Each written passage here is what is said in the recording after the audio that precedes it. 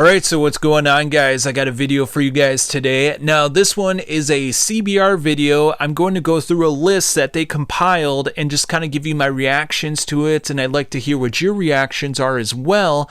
Now, I know CBR doesn't have the best reputation. Some of their information kind of seems erroneous at times. Sometimes it just seems off base, like they got a little bit of knowledge, but a little bit of knowledge sometimes can be very dangerous. So I thought this list was rather interesting. I kind of learned a thing or two here, so why don't we go over it together? Now, this list is called the 10 symbols from Berserk Decoded. Now, the first symbol is Zod. Now, Zod at first seems like nothing more than a villain who can be thrown at guts whenever Mira needs a strong villain that the reader needs a connection to. That being said, Zod is much more than that. Zod is a mirror of the Skull Knight, one of the greatest adversaries. Now, that's kind of interesting because I made a video in which I speculated that Skull Knight and Zod were the two halves that made up the Geyseric whole. That Geyseric wore the Berserker armor. He hit a situation, he was in the Eclipse in which he lost control, his Beast of Darkness took over, Beast of Darkness being Zod, and Flora, wanting to save him, split his personality, saved the ego in the suit of armor with the help of Volvapa and Hanar, and sent the Beast of Darkness away, allowing it to keep the original body, as it were. So then you got the mirror images, as it were. You got the Skull Knight, who's the ego, the rational side, and then you got Zod, who's the animalistic fighter who just loves battle and loves the strong. So that's kind of an interesting connection that they drew that kind of somewhat harkens to my theory. Zod is essentially Griffith's lapdog, doing whatever he wants, eviscerating and killing indiscriminately as he goes, which is perhaps what Guts would be if Griffith hadn't pursued his dream.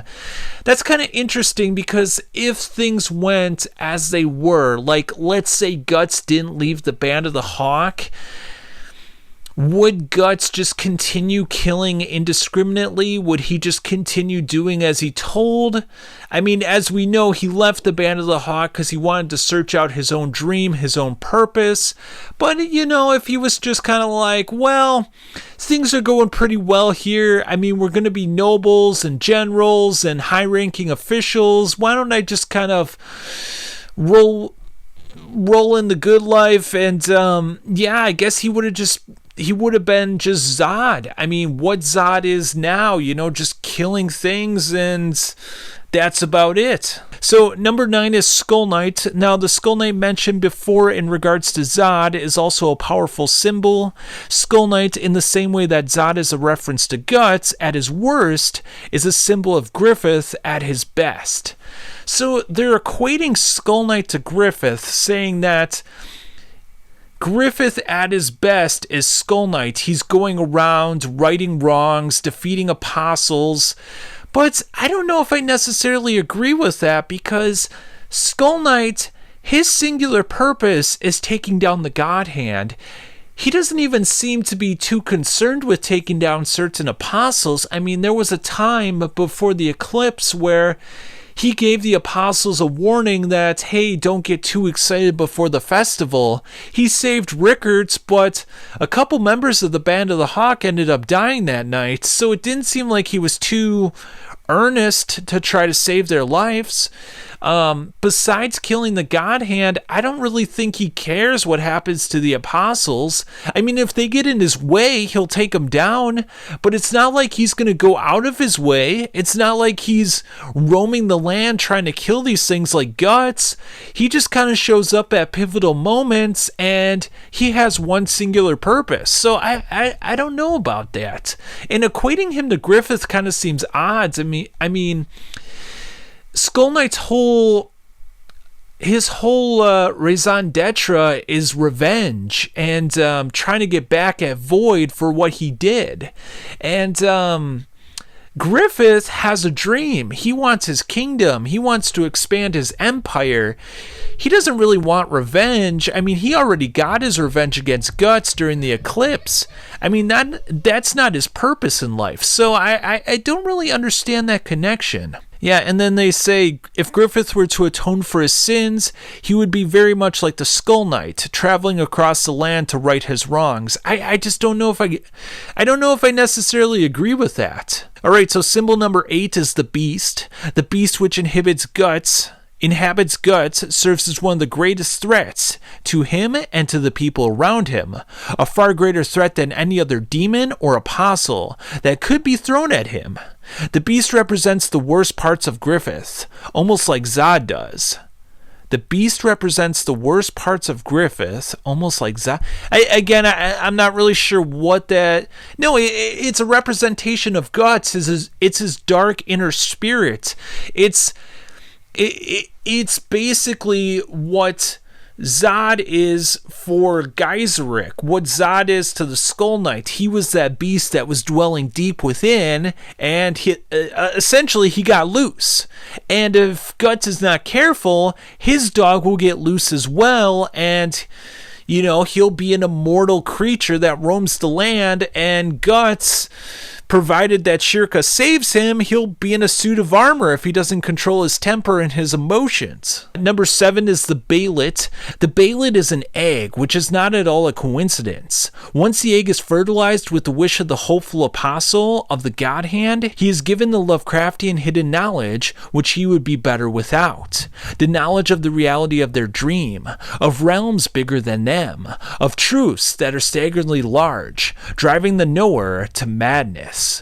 Yeah, that's kind of interesting because it's almost kind of like Pandora's box in a way. Like, when people possess a Bailet, they desire some sort of power. It's a power that they don't have in their mortal life. Like, if you remember Wyald, when he died, he was this decrepit old man. And, when he was in his apostle form, he was this kind of hunking creature that got all the women and was just killing everyone in existence. But that was the complete opposite of what he was as a mortal. And it's kind of giving into what you want at a cost. Yes, you can have everything you desire. You can have the strength. You can have the kingdom. You can have wings.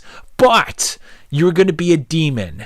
You are going to reside within a realm in which you hunger for human flesh and blood, and you'll never be able to be with the ones that you love ever again, because you sacrifice them in the Eclipse.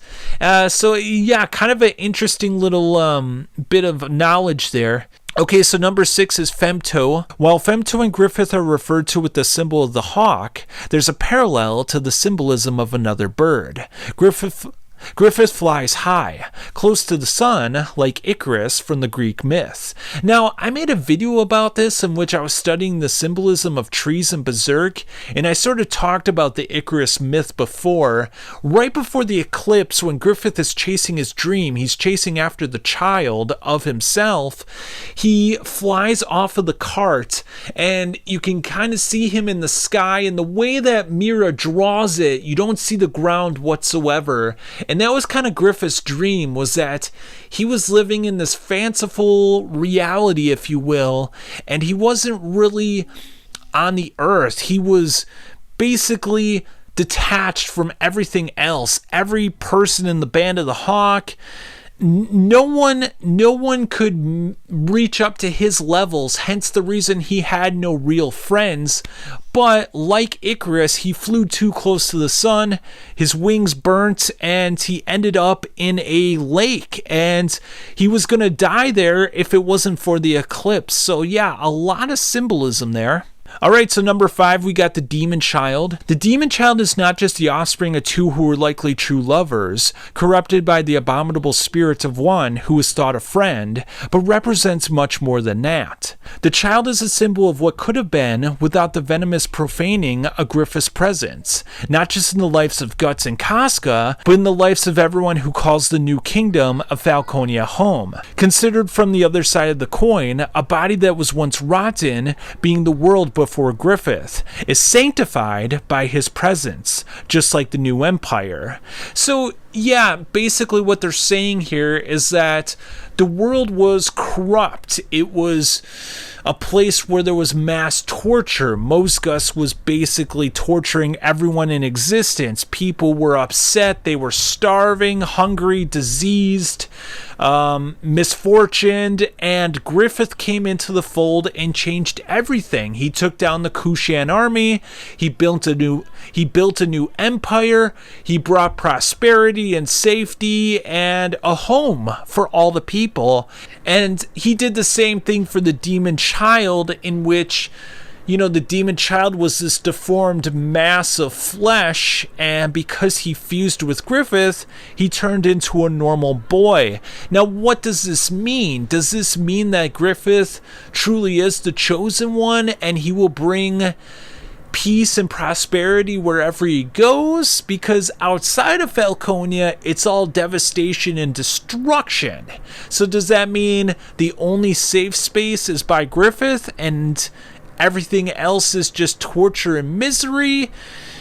It seems like a weird sort of dynamic there. Alright, so number 4 is the brand of sacrifice. The brand of sacrifice is perhaps the most ubiquitous symbol in any sort of medium. The brand of sacrifice is just the thing that marks those who have been branded as a target of the God Hand, demons and apostles. Because if fans really think about it, Guts seems to always have carried the brand from his birth. He was merely officially bestowed during the Eclipse. From his selling to Donovan to his birth from a corpse, hardship has followed Guts always. The brand is only a physical reminder. Yeah, it makes you wonder why Guts has had such a hard life up until that point. Like, you know, if Guts does have a connection to Zod and the Skull Knights by extension, because they were Geyseric at one point, does that mean that, like, he's just ultimately cursed because they were cursed 1,000 years ago, and that's just the fate, and that's causality? Like,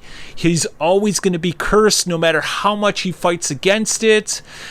Skull Knight has mentioned the fact that yes, a fish can jump out of the water and sort of break free from the constraints of causality, but just for a moment. Now, does that moment mean that he can change causality altogether and make it go in a different direction?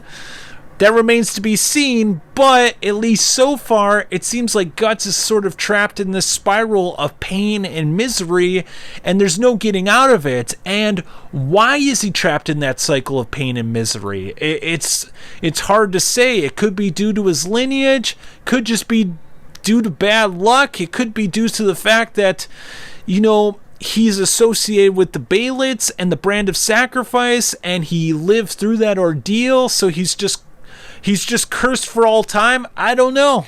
Alright, so number 3 is the left hand. Guts loses his left forearm in a battle. No, not really. It wasn't a battle. He lost it during the Eclipse. He was trying to get at Femto because he was raping Casca, and then one of the monsters bit down on his arm, and he had to, like, yank it free, and it just tore right off. So it wasn't really a battle. This is more than just a silly coincidence, because throughout history, left has always been associated with evil for whatever reason. As recent as the 50s, at least in America, the left hand, and especially people who are left-handed, have been considered evil, enough that parents would train left-handed kids to write right-handed. The left hand is the ego deifying, and the right is one of submission to God or fate. Guts being rid of his left is a symbol of his quest to live only for good, whether he knows that or not. Now, I've talked about the symbolism regarding Guts losing his left arm before. Now, one of the interesting things to note is that Zod also loses his left arm.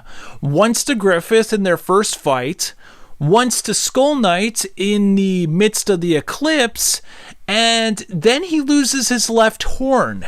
So that's kind of interesting. Like, is Mira trying to say something there? Is he like, hey, Guts and Zod both losing their left arms. Both seem like wild beasts at times. Both have Beast of Darkness sides. You know, they both look the same. Like that one picture where, you know, Zod and Guts basically look like spitting images of each other. So it seems like a lot of symbolism on Mira's part. I still think there's a connection between Guts and Zod on some level.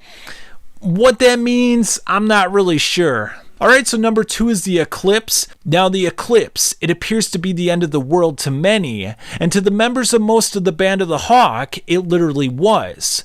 For the people in power, for the system, to the status quo, the end of an era might be the better option in the long run, or merely the natural order of things. It seems that the Eclipse wasn't necessarily an apocalypse, at least for the world at large. But if Geisrich's tale tells us anything, it said in Berserk, time is a circle and not a line.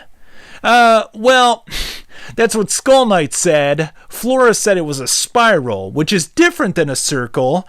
It goes circular, but it doesn't necessarily repeat history, which I think is an important detail.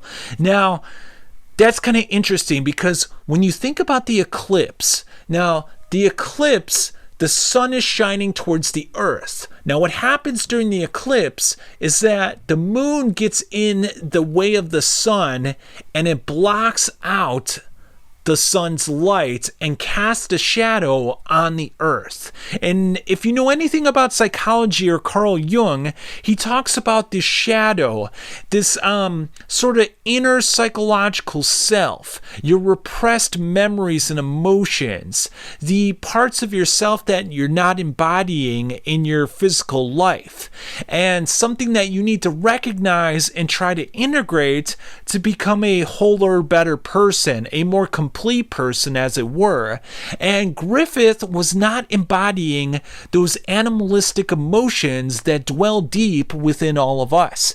He was using Guts for all that. Hence, Guts was so important to him because Guts was his missing half. Griffith was the logical. He was the order. He was the status quo. He was the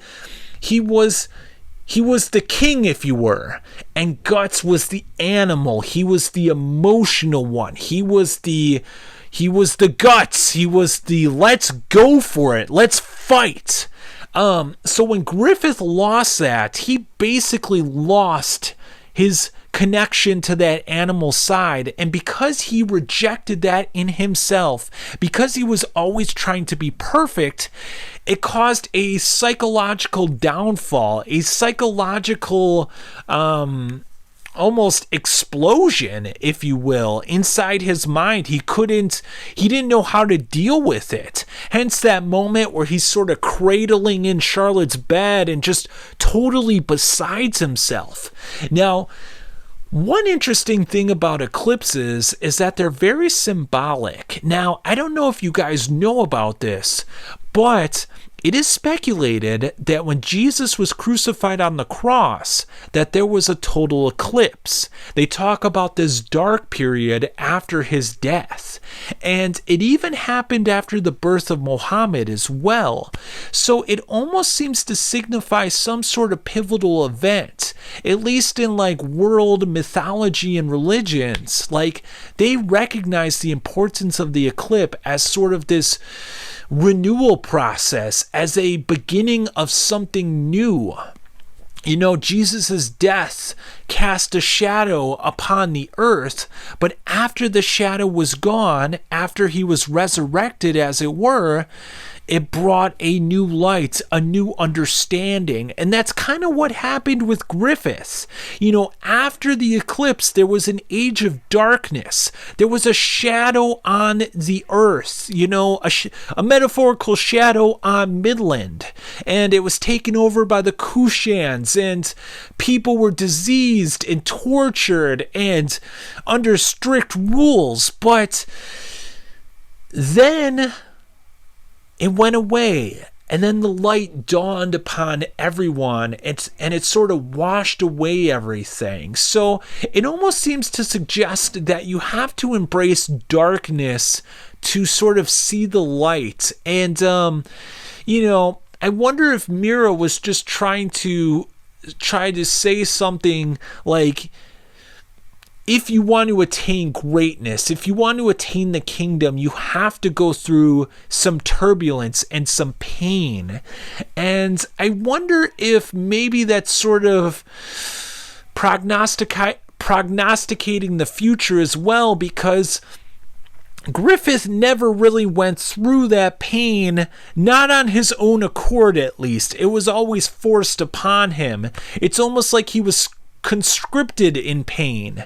He was tortured, and then he went through the Eclipse, and now he's Femto / Griffith, but it's a split personality. He hasn't integrated the darkness. He hasn't gone through, he hasn't brought it together yet. So it still seems like he hasn't done what's needed to do. It's like that was in Greek mythology, they had gods for everything, for all the different types of emotions. They had a god of the sun, Apollo. They had a god of the night, Dionysus.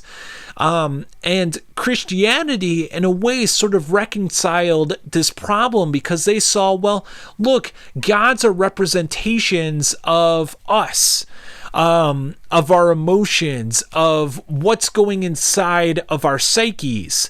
And what we're going to do is say those aren't separate things. They're all part of one thing, one God, and you need to accept it all, and you need to bring it all to full consciousness. And Griffith is part of this old sort of mythology where he's keeping everything separate. And I think Guts is going to be like that new God, if you will. He'll be the one that brings it all together, where he'll bring together his beast of darkness and his ego and sort of become the savior, if you will.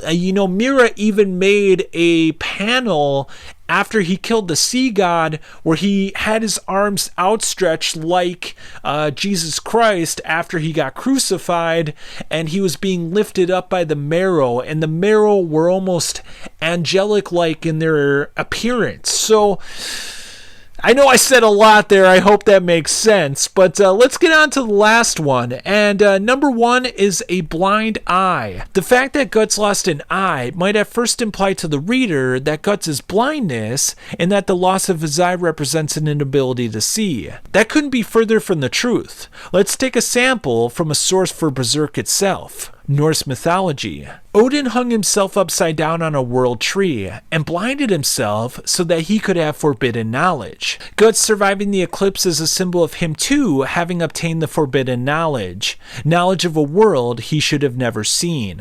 The lines between the worlds are fading, and Guts sees through that line. So this sort of harkens to the Christian God, because yes, God is all-knowing and all-loving, but at the same time, he is very vengeful and wrathful, and that's the idea, is that you combine those two, that you don't separate them, that you don't create splits of personality, that you bring it into harmony and sort of balance it out. And we'll never know if Guts gets there, but it would seem to suggest that he might, and I think he would, because it seems like Griffith's path is flawed. It seems like his way of getting there is separating things, putting everything in a separate pile, where Guts is trying to find a way to make it all work together. Tell me what you guys think of these theories. Tell me if you like this video format. I could do more of this in the future if you like it, but until next time, I'll catch you on the flip side.